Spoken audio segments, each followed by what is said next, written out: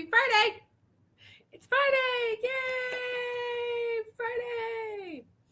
Hey, you can totally support this Facebook Live broadcast as well as my writing and my blog and all that stuff over on patreon.com/birdgirl1001. For as little as $2 a day, you can totally help make all the Bird Girl Industries happen, which is kind of exciting if you think about it. Jump on over and join my other peeps who are supporting me over on Patreon. And let's get started. So today is Fuck Shit Up Friday, which is my favorite day of the week. Actually, I like Monday Mayhem too. It's been sort of enjoyable to be able to bookend my week with some revolutionary sorts of things. So I was listening today to broadcast, the Resistance Live broadcast that fellow resistor Elizabeth does, and she was talking about all of the Al Frankenness that's been happening, and she was talking about it and about how there was all this controversy lighting up on her page, and she was really holding tight to her conviction about that. And I'm not going to talk about that one way or another because, quite frankly, it's over. So, but one of the things she said was that we can't take down patriarchy unless we take it all down. And I think that it's really critical that we have that conversation about the fact that we can't take down patriarchy unless we take it all down.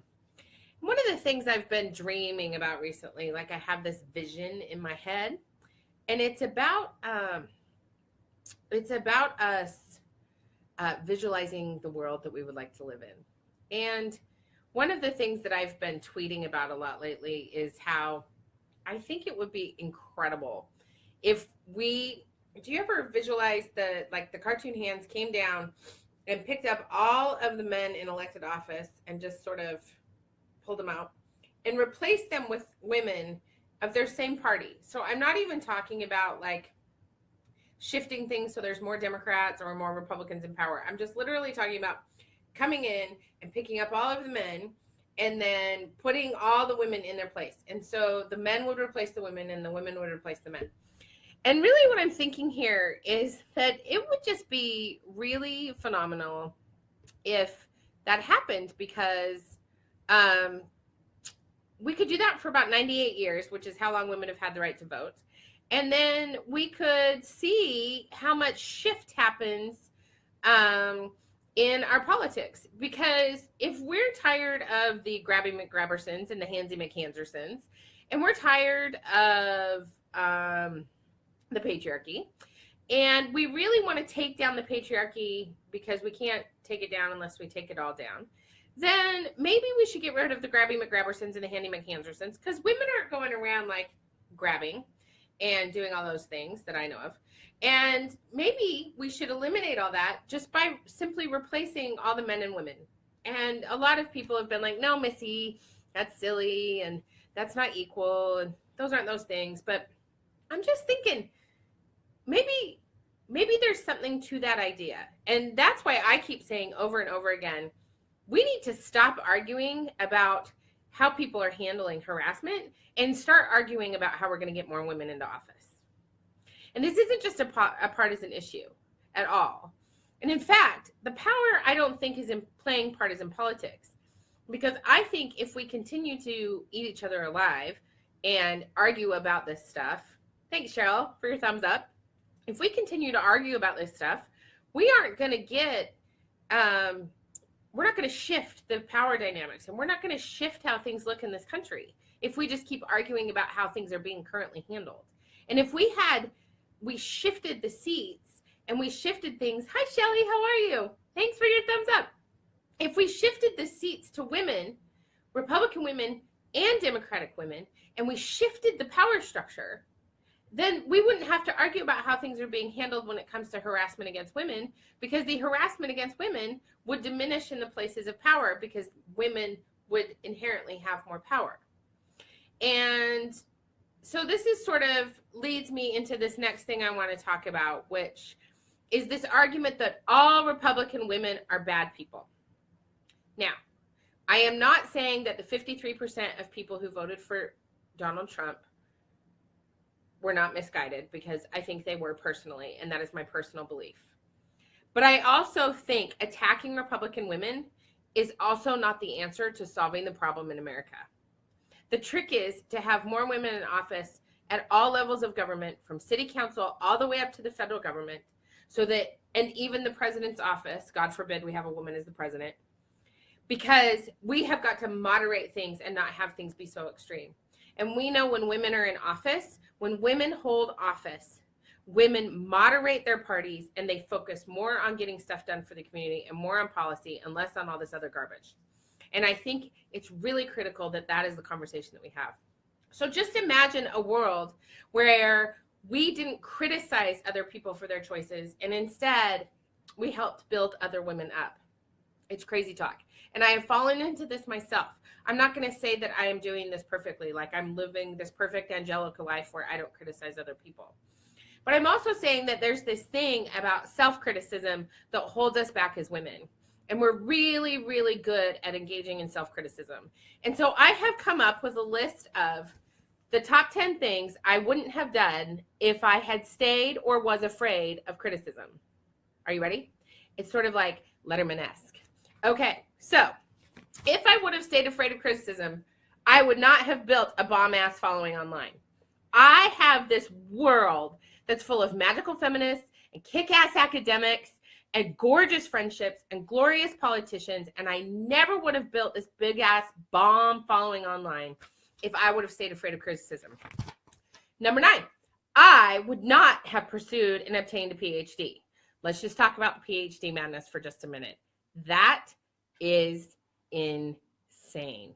If you want to know if the patriarchy is alive and well, go into academia. Okay, so I applied for my PhD with mediocre grades. I actually had to nearly fail statistics. I almost failed statistics. Statistics during my PhD put me in the fetal position in the dark in my closet, rocking back and forth like I was going to completely lose my mind. But I passed it because I got a tutor. Hyun Sung is my favorite person on earth.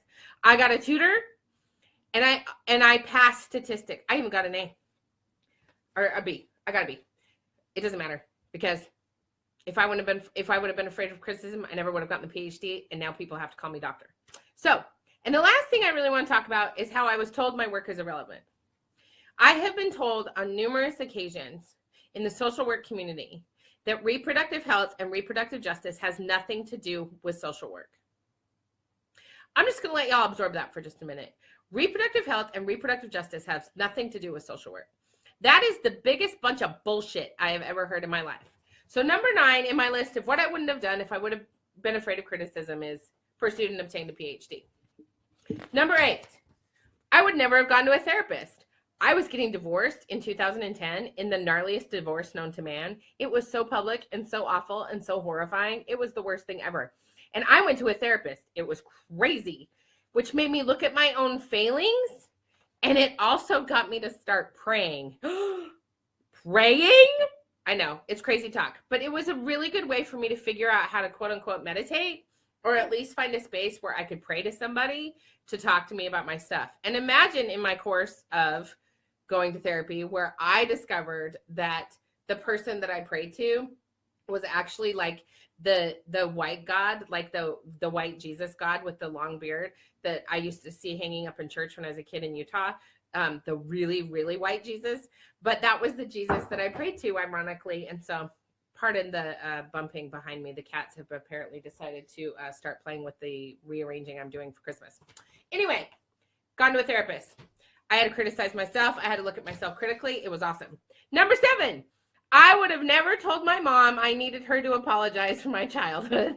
Now, I don't know how many of you have a complicated relationship with your mother, but I used to have a really severely complicated relationship with my mother until I realized that my mother is actually a woman. So we go through this really funny moment in our lives, I think, as adult women, where we're like, oh my God, my mom's a woman. And I realized that the reason she was a little bit crazy during my childhood was because her heart had broken when my dad had committed suicide. And I recognized that because I went through my own heartbreak when I was getting divorced. And so I actually confronted my mom and said, I really need you to apologize for our childhood. And then I'm going to apologize to you for judging how you handled us when you were going through your own grief and heartbreak. And it really opened up our relationship. And now I know that I can trust her. But if I would have been afraid of my mom criticizing me again, like she used to when I was younger, I never would have done that. And my relationship with my mom would not have been as kick-ass as it is right now. Number 6, I would never have written and submitted my first article for publication. So my first article for publication is called Social Justice Advocacy in the Belly of the Beast. It is fucking bomb. It is like my social work manifesto of awesome that talks about how social workers can engage in massive acts of social justice to dismantle the patriarchy and help us win the war on women. Because the war on women is really just about misogyny. And I am so proud of that article. And it was published by Affiliate, which is the feminist journal for social work. And I am so proud of it. And what that led to, writing and submitting my first article, was the most painful, excruciating experience of my life because I was terrified of being criticized. And what I realized through the process of editing and getting feedback was that I am a really, really kick-ass writer. I'm incredibly passionate. One of my writing coaches, Linda Schreier, says that my writing is like a freight train. It just barrels into you. But I have written 10 journal articles. I've written 1 book. I'm a contributor regularly on the Kind Over Matter blog. I have my own successful blog. I wrote Marginalized No More, which is the most kick-ass social justice training on the planet. Not to mention the fact that I have written 40,000 words and 40,000 essays, or in 40 essays, and it is just gorgeous. What has happened since I wrote my first article in 2014 is that I have become a kick-ass social justice writer, and I never would have done that if I would have stayed afraid of being criticized. Number 5, I never would have done the things I was meant to do. I am meant to be an author. I am meant to be a coach. I am a kick-ass advocacy coach.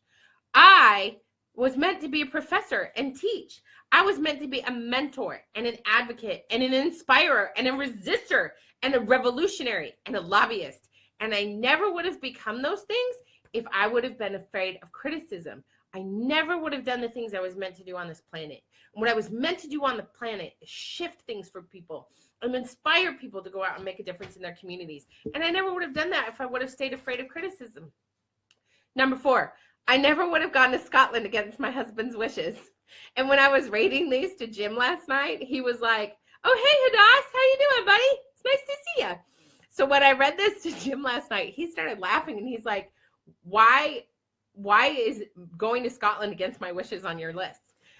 Because, and I will tell you why, if I would have been afraid of his criticism about me going, because he was very unpleased with me going to Scotland, I never would have met Susan Hyatt, who is, quite frankly, the greatest flippin' coach I have worked with in ages. I never would have built this community of women that I now consider my friends from all over the world. I never would have been able to do my Fanning the Flames training at the Be Golden Conference because I never would have met Chelsea, who put that conference together. I never would have developed the creativity in my business that I'm creating that makes me so excited and so happy and that is lighting all these women on fire. I never would have reconnected to myself. I got to go lay in this ancient forest in Scotland and just lay there and listen to the animals and the trees and the spirits. And it was beautiful and it was wonderful and it was amazing. And I connected to myself in a way that I have never connected before. Not to mention the fact that I totally got to go on a couple of Outlander tours. So I got to see where they do Outlander and it was really amazing. I never would have done that if I would have listened to my husband's criticism. All right. For those of you who are just joining, I'm going through the top 10 things that I would never have done if I would have stayed afraid of being criticized. Number 3, I never would have told the truth about loving my husband. So my husband and I met in a very complicated way in a bar. And I really had no intention of ever staying with my husband. And then all of a sudden, magically out of nowhere, I fell in love with my husband. And what that has led to, the criticism is that I had been with women for 12 years before I got together with Jim. And I lost friends and I was criticized and I went through a heart-wrenching heartbreak, not just during my divorce from my ex-wife, but also a heartbreak because my friends were no longer my friends because they couldn't understand why I wanted to be with this man. But what that criticism has led to is the most honest relationship I've ever had in my life, the longest relationship I've ever had in my life, the deepest, most sensual relationship I've ever had in my life. And it has also led to me being a mother. And that is one of the most glorious things on the planet, because I told the truth about loving my husband. Hi, Hadas, how are you? It's nice to see you. Number two, the number two thing I never would have done if I would have stayed afraid of criticism was become a leader. Becoming a leader is scary ass shit. You're putting yourself out in front of the world. Things are going nuts. People decide that they can tell you how they think you should behave and how you should act, even though it goes against everything you are. And it is the hardest thing I've ever done. But what it has done is give me exposure to say my words and speak my truth. And what it has done is make me grateful that I am strong and wise and brilliant and awesome. And it has given me the opportunity to connect with my sheroes and my heroes. And it has been so beautiful that I was not afraid to stand up and be visible and be myself, so that I could connect with these phenomenal human beings that I know. And it has allowed me to be an inspirer to my children. So when my children talk about me to other people, they talk about me as a hero. And they talk to me about I'm Wonder Woman. And they talk about how I inspire them to take leadership positions in their own lives. And that is really a remarkable thing, because if I would have stayed afraid of criticism, I never would have become the leader that I am today. And I wouldn't be sitting here doing these kick-ass Facebook Lives with all of you guys, which is super magical and amazing. The number one thing that I would not have done if I would have stayed afraid of criticism is slay the patriarchy. Hi, Shelly. Thank you. I love your positiveness too. Thanks. It's really important right now, because we're really having a hard time right now as a nation. All of us are. And I think especially the women are feeling it really deep down in our core. And it's really, we're struggling to find things that inspire us and light us up. And that's really why I'm doing this work. That's really why I'm doing Fuck Shit Up Friday. Because imagine if we fuck shit up in our own lives and stirred it up and stirred the pot and really focused on the stuff that lights us on fire. We could shift this whole dynamic completely. It would be incredible. The number one thing that I wouldn't have done if I would have stayed afraid of criticism is slay the patriarchy. Slay the patriarchy. I, every day, am engaging in acts that slay the patriarchy. I had to give some self-reflection of my own inner asshat. And what do I mean by that? I have had to look at my own failings and my own shortcomings and the things that hold me back. Yes, Shelly, we absolutely have got to work together. It is critical at this moment that we stop being so divisive with each other, especially as women. If I would not have looked at my own inner asshat, I would not be evolving into the leader that I am today. And I have had to own where I am racist and where I am judgmental and where I am afraid of things that are different and people that are different than me. And it has been critical to my evolution as a feminist and as a woman and as a partner and a friend and a mother. And it's been very hard for me to figure out what that looks like. I have given myself permission to be an imperfect activist. We do not slay the patriarchy by being perfect. Sometimes the things I say don't come out the way I want them to. But that's okay, because if we embrace our imperfection, then we still are doing the things that lead us to passionate living. And that's really critical in advocacy. Hey, Jim Kelly, what's up? You just missed me talking about you. It was really awesome. So, if we do not give ourselves permission to be imperfect activists, we're going to keep waiting for the perfect time to change our communities. That time is never going to come. That time is now.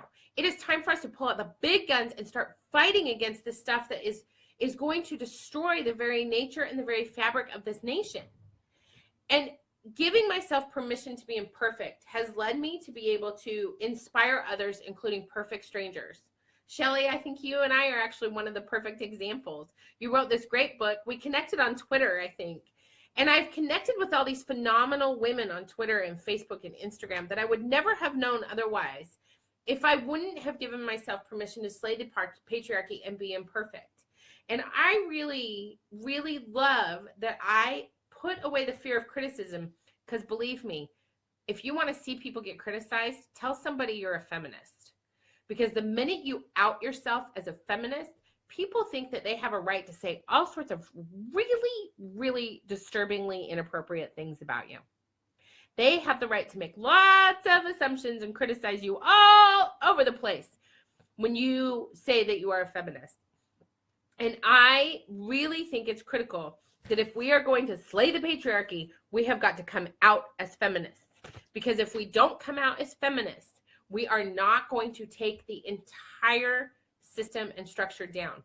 And I sort of feel like right now, I don't know if any of you have seen like World War Z or the Lord of the Rings, but there's like scenes where like in Lord of the Rings, the orcs are climbing all over themselves to get up a wall. And in World War Z, all the zombies are climbing all over themselves to get up a wall. And I've often said that like, I visualize in my head that like Gollum from Lord of the Rings is like totally freaking out because that's what the patriarchy is right now. And I feel like the patriarchy is just climbing all over itself to survive, and it's clawing its way. And it's not going to work because we're visible, we're here. And we have to pay attention to what's happening. And we are not going to shift the power, the infrastructure of power, if we continue to fight and really try and tear other women down. It's not going to work. There are some women that we are never going to agree with ever, ever, ever. But there are more that we can come and find common ground with, and I think it's critical to moving forward. So there's two things I have coming up this week that are really super exciting that I want you to know about. The first one is on Monday. If you have ever wanted to run for office, if you've ever thought about running for office, if you know anybody who wants to run for office, my friend Melanie Childers and I have a free webinar that we have put together that's happening on Monday. And all the details, I'll put all the details in here in the comments, but they're also on my website. And then the other thing that's coming up is that I have 2 events starting in January, one of which is selling out quickly. And that is on January 17th, I'm doing a Fanning the Flames workshop in Massachusetts. It's going to be totally off the hook. It's in Western Mass. And I hope y'all can make it to that. All that information is pinned on my Facebook page. And it's going to be a totally incredible experience for people. And the other thing is I just got asked to speak at the anniversary of the Women's March in Corvallis, Oregon. So I'm really excited about that too. I think you all are amazing. Thank you all for being here with me on my Facebook Live today. It's Friday. Go fuck shit up, y'all. Peace.